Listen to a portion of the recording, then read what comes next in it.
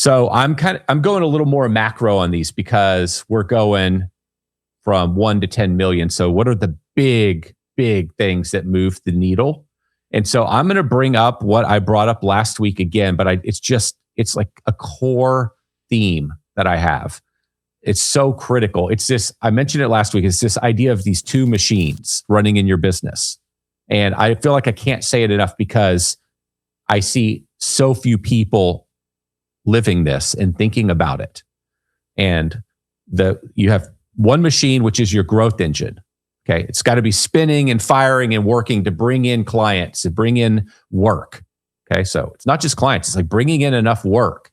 And then we've got this other machine we'll call it recruiting or people. And this is the capacity to do the work. And what happens in almost every business in every industry around the world of any size, doesn't matter. These two machines do not spin together. This one's spinning really fast over here, the growth machine.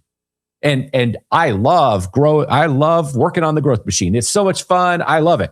It's like, I love a big engine in my car, lots of horsepower. Like that, everybody, like we're all wired some way. Like a lot of entrepreneurs love this part of the business. Then there's this other machine over here. It's just barely moving. And that's the one that brings in the people to do all the work. And so what happens? What happens is we got to stop this machine. So you call your marketing agency, hey, can we pause our $1,500 a month SEO this month? I can't take all these phone calls. Like there's something that happens because this machine's spinning and this one over here is not working properly. You don't have enough people. You don't have enough capacity to serve all the people, or you're trying to serve all the capacity and you're doing a lousy job. Now you're getting callbacks, you're having problems, you're getting bad reviews. Like there's a lot of symptoms in a business where I can look at them and say, your engines are not spinning together. This engine's spinning really fast and this one's not. So a little deeper, what happens when the growth engine is just spinning full speed, it's killing it? Back to my point, you call your SEO company, hey, let's stop this. Hey, let's stop the door hangers. Hey, we can't run any ads this month. Whatever, you brakes on everything because you live in fear you won't have enough people to do the work. Well, the inverse is also true. And that is that you have enough people and the growth machine, you're not doing the ads. You did the basics. Good, great. You did the basics, but the basics only got you so far. You have enough people. You're one of the few people, and you're one of the lucky people that can find enough people to do the work. Now you've got more people you could even hire. You could do more work tomorrow, but you haven't done the ads. You haven't done the extra stuff. You're not spending enough time thinking about this machine. So now you live in fear of the growth. So you can't keep your people busy. So back to last week's episode, you're bleeding profit in the middle of the year, in the winter, whenever. You can't keep them fully busy. Or you've got all these people you could hire, but you can't hire any of them because it's like, well, I'd love to get Bob on my team. He's awesome, but I don't know if we can bring in enough clients. So you always live in fear of one side of the business. Either we're not going to get enough clients and enough revenue or enough work, or we're not going to get enough people to do the work. And this concept, these two machines, is just imperative so that you can constantly be thinking about how well are these machines spinning, and are they spinning in unison? If we're going to really start doing the marketing, are we thinking about this other side, which is producing the capacity, the people to do the work? And this is the never-ending state of business. And they're never spinning perfect. That's not the example. It's not like they have to be in perfect balance all the time. It's this constant awareness of, hey, based on everything that's going over here on the growth side of the business, we're going to be needing to spin up this recruiting machine a little bit faster. We let it run all the time. We're always looking for people, but we really need to dump a little more money in this and go faster, or we're about to have a big bottleneck. Going back to this idea, I want to go from 1 million to 10 million, and we all make up stories and hey, next year I'm going to grow the business by $2 million. We just make stuff up and say, this is what we're going to do next year. But we never back into it to think, okay, that means we're going to have to get this many leads. If we get this kind of conversion, we're going to need this many people. When you think about your machines like this, or you think about your business like a machine, you're constantly thinking about which one needs more fuel right now. Where do I need to be investing more? Because if I don't, it's going to make the whole process stop. If we can't find the people, then we can't do the marketing, and that $2 million goal we made up that we're going to grow the business by this year, we're not going to hit it. It was just talk. So this is, to me, one of the single most important concepts, and that's why I bring it up again this week. I think the part that makes it's so difficult for home services is that the speed of the growth engine changes throughout the year.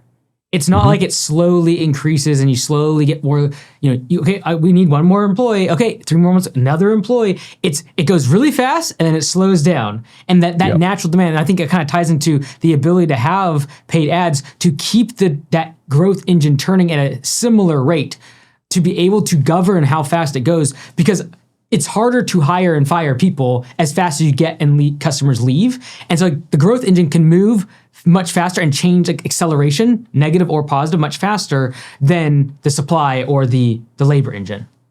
Yeah, I agree. But I would also argue that this happens in most, I mean, you're not saying the opposite, but this happens in so many industries. I've always thought about the businesses that we're in, and I think about the seasonality.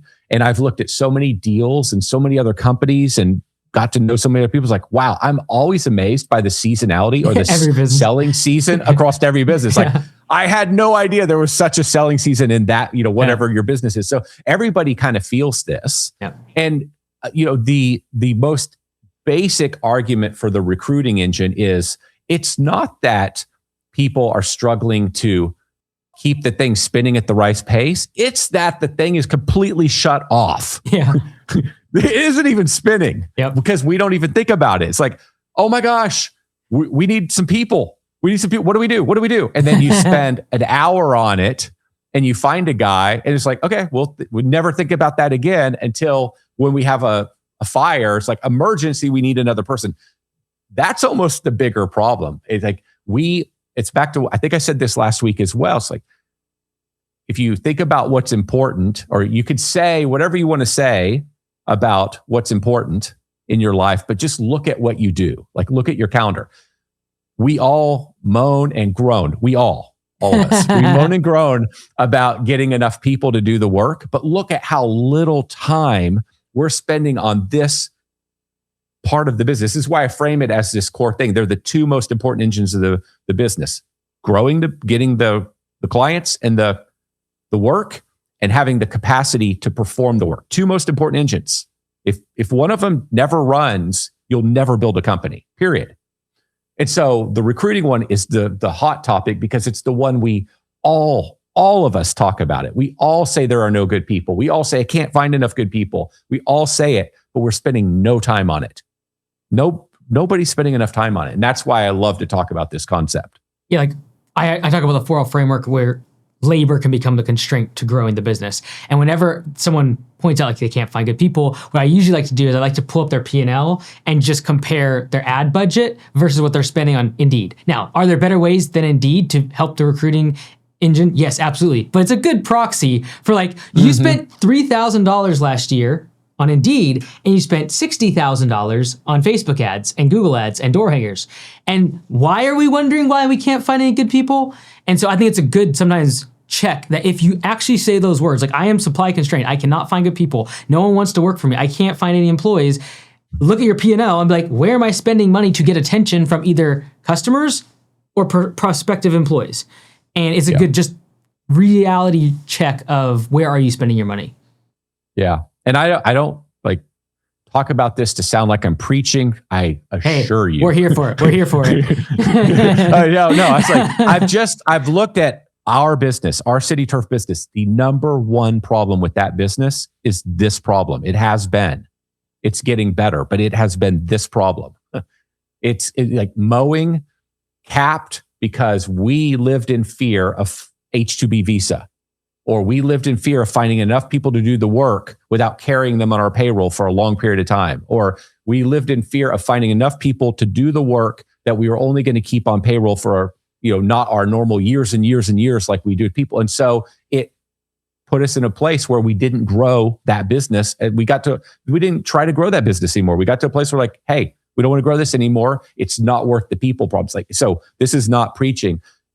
Also, looking at so many businesses of people that are past $1 million and they're going. Like they have a lot of the right stuff in place.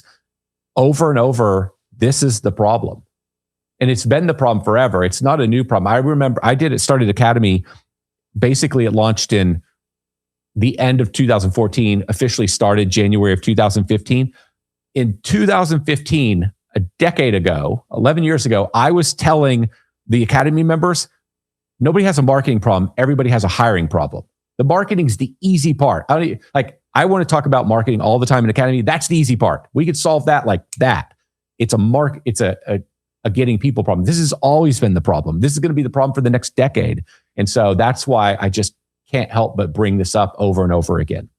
I agree. If you've built a $1 million home service business, but you're struggling to get to the next level at $10 million in annual revenue, I've created a private community just for you. It's called Home Service Boardroom, because what got you to $1 million is all the work, the hustle, the grind, figuring out your leads, your website.